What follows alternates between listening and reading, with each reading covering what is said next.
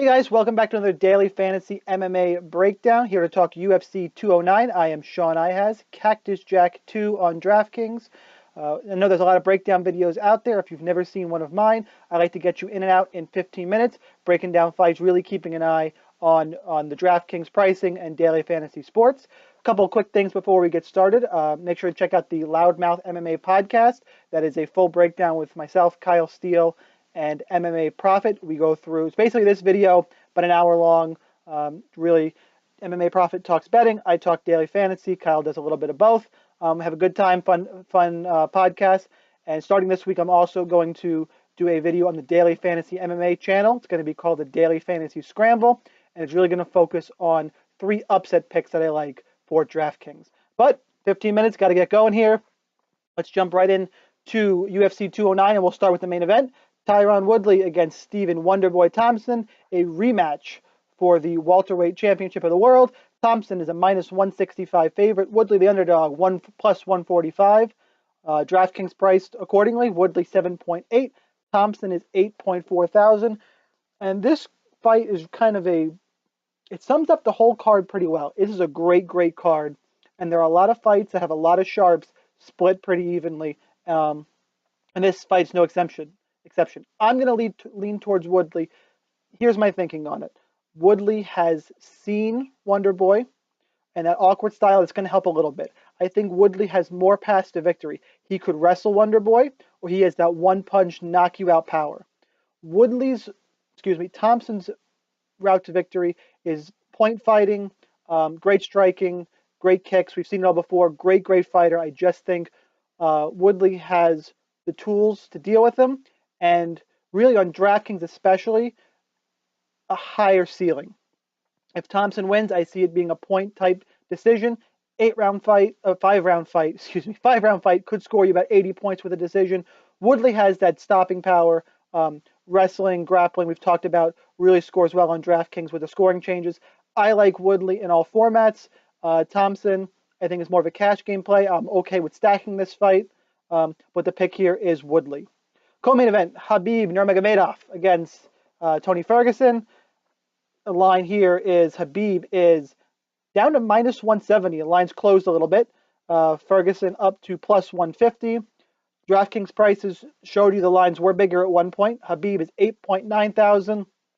Ferguson is 7.3 thousand. I'm not disturbed at all by the line shifting down. I'm still all over Khabib Nurmagomedov. Dude's a beast. He's going to out-sambo, out-wrestle Ferguson. And again, on DraftKings, you start to favor wrestlers. It's something we never talked about until a few months ago. Khabib is going to get top control, a takedown. Ferguson's a great striker. I just think Khabib is going to be able to hold his own on the feet, cut off the cage, get in the clinch, get a takedown, and just wear Ferguson out on top. Those takedown points on DraftKings, 5-round fight for the interim title. I'm all over Khabib here as one of my top plays on the slate. You could stack this fight. I'm not against it. I'd much rather stack the main event. But the pick here is Nurmagomedov, and I like him in all formats. Next up, Rashad Evans. Sugar Rashad against Judo Dan Kelly. Rashad Evans is 9,000. Dan Kelly 7.2 on DraftKings. Minus 235 for Rashad. Plus 195 for Dan Kelly. It's one of those times I don't understand the line. I know Evans is an all-time great, but he's looked terrible against Glover Teixeira, against Ryan Bader. I just think he's done as a fighter. He's dropping 20 pounds late in his career to 185 to fight Dan Kelly.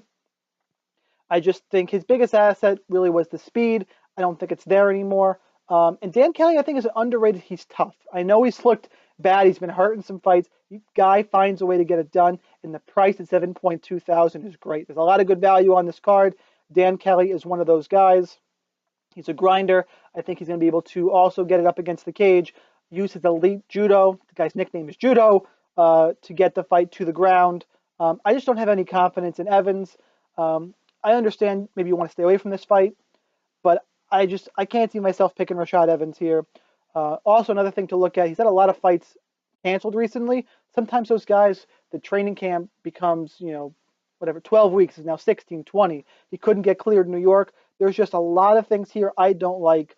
The pick is Kelly. I wouldn't go crazy on him. I think he's a good tournament option. I'm avoiding this in cash games. Judo Dan Kelly for me. Next up, we have Lando Vannata against David Taymor. Lando is up to minus 360, I just saw. Whew, 9.3 thousand on DraftKings. Taymor is 6.9K on DraftKings. The comeback on him is up to plus 300. I might make a small bet on that now. I wasn't going to bet this fight. The line keeps rising. Vannata has got tons of hype. He made a big splash in his debut against Ferguson. Had Ferguson hurt, baited probably because of the short training camp. Had the spinning head kick knockout of John Makdessi. Lots of hype behind Vannata. I get it. I think he should be the favorite in this fight. Minus 360 and 9.3 thousand seems out of whack for me. And I'm worried he's going to start sitting back. I don't think he's going to be as aggressive. I think he's going to look for some of the flashy spins we've seen a bunch. And Taymor, I know saying anybody's a world Muay champion, you kind of snicker at, but he has good Muay Thai. It's closer than the line indicates. I think it's a stand-up battle. I think it could be relatively low scoring. So for that reason, I'm going to stay away from Vannata on DraftKings, and I'm going to sprinkle in a little bit of Taymor just because the price is so good. The pick, I'm going to be honest, I'll probably pick Vannata in a close decision, but I don't think it's going to be a dominant stoppage. I just don't see it here against Taymor. So pick is Vannata, but I'm not in love with it for DraftKings. Next up, Alistair Overeem against Mark Hunt. Overeem minus 145. Hunt is plus 125. Overeem 8.3 thousand on DraftKings. Hunt is 7.9.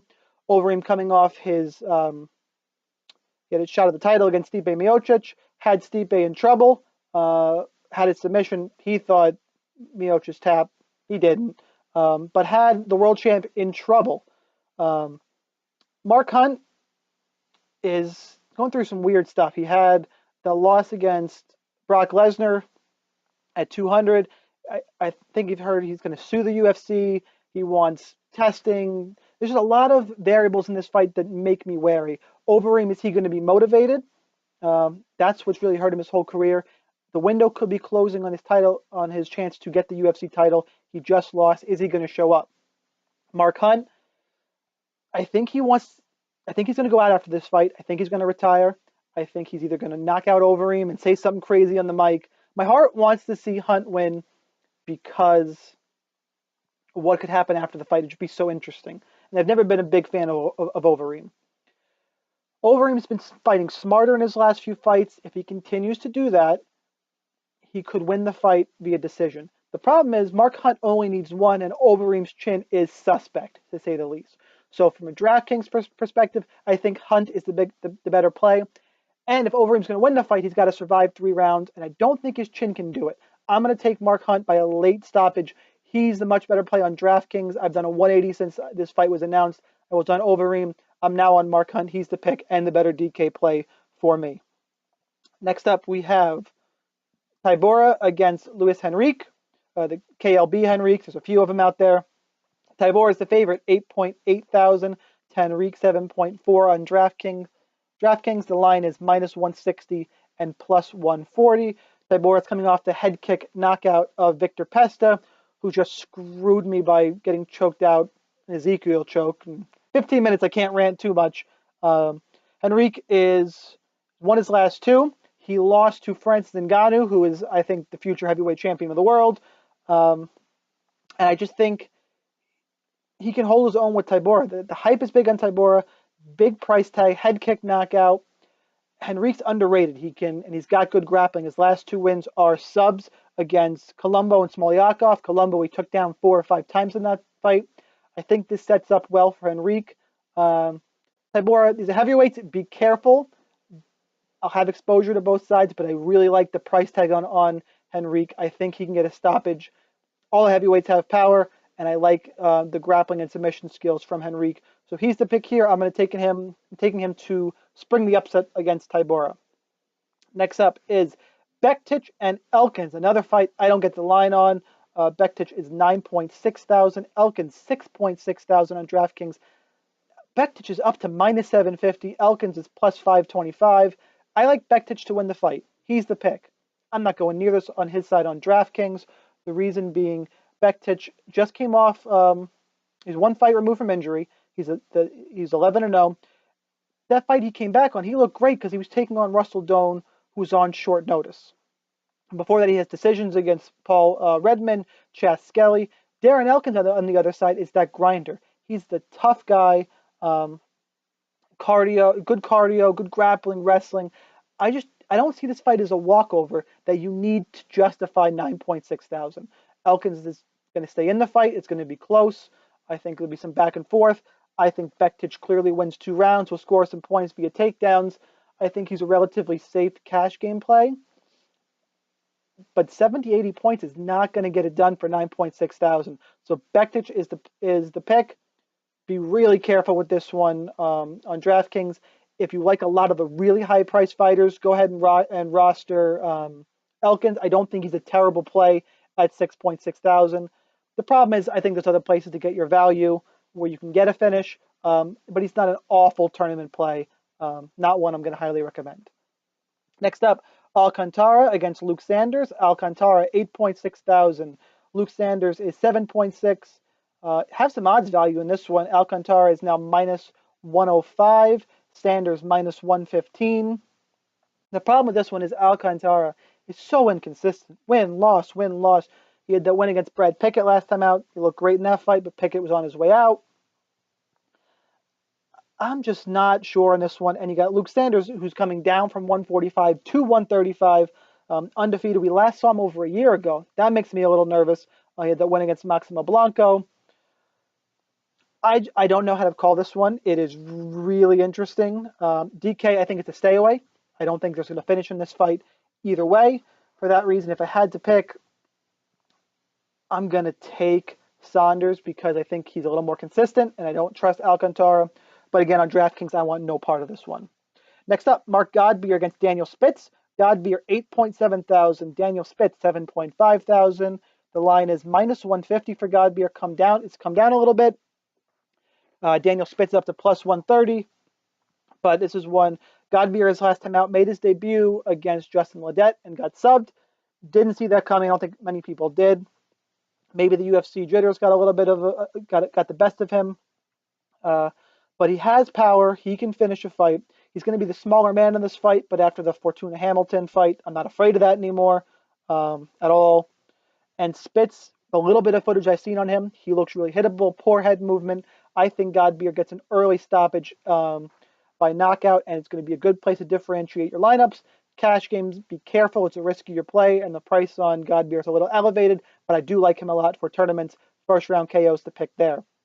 Next up, Tyson Pedro against Paul Craig. Pedro 8.2 thousand. Paul Craig 8,000. They're now at minus 110. When this opened up, Paul Craig was the underdog. I've asked tons of people to explain it to me. I got some answers I really didn't like. He shouldn't be the underdog. He should be favored. I think by fight time he will be. Giving you some odds value. I like Craig.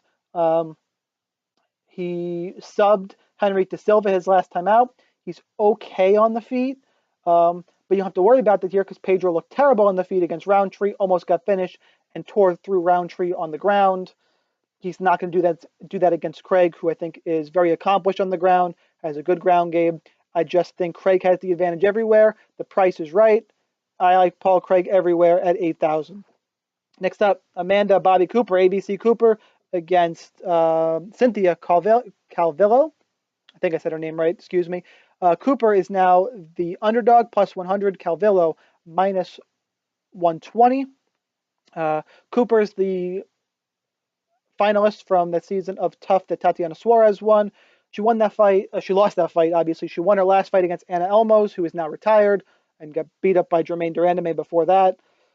So, and both of them don't have a lot of fights. I think Calvillo is 3-0. Cooper is 3-2.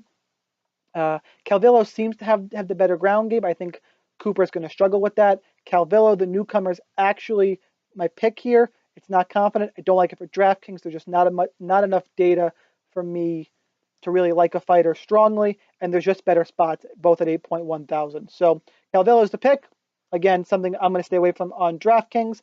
Last fight, right at 15 minutes here. Albert Morales against Andre Sukamthath. Sorry if I said that wrong. No matter how many times I practiced it, I knew I wasn't going to get it right. Morales 8.5 thousand. Sukamthath is 7.7 thousand. Morales the minus 135 favorite. The comeback is plus 115. Morales has had some tough fights. Full disclosure, I'm a little biased here. I've talked to Albert Morales. Really smart fighter. Like the guy a lot. Seems to know what he's doing. Headspace wise, obviously they're pro fighters. Everyone knows what they're doing. He had that fight against Thomas Almeida in Brazil. Good luck. That is no joke. That is a tough fight. And then he had the draw against Alejandro Perez that I think he won. I think it's the comeback fight for him, setting him up, kind of rewarding him for taking some of those fights. I think he's better than Sukamthath pretty much everywhere the fight goes.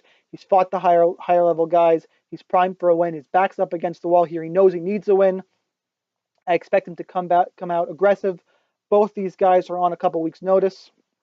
My one worry here is the gas tank. If this gets late, then I think, from what I've seen, Morales could run out of steam like he did against Perez.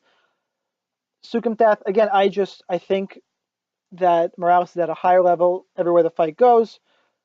8.5 thousand is a little pricey for Morales, but he's a really interesting tournament pivot. I think he can get the job done and get a finish, and he's going to differentiate some of your lineups. So those are the picks, guys. Hope you enjoyed them. Please like the video, subscribe. Make sure and check me out on the Loudmouth MMA podcast, as well as the Daily Fantasy Scramble on the Daily Fantasy MMA channel. I will check you guys out next time.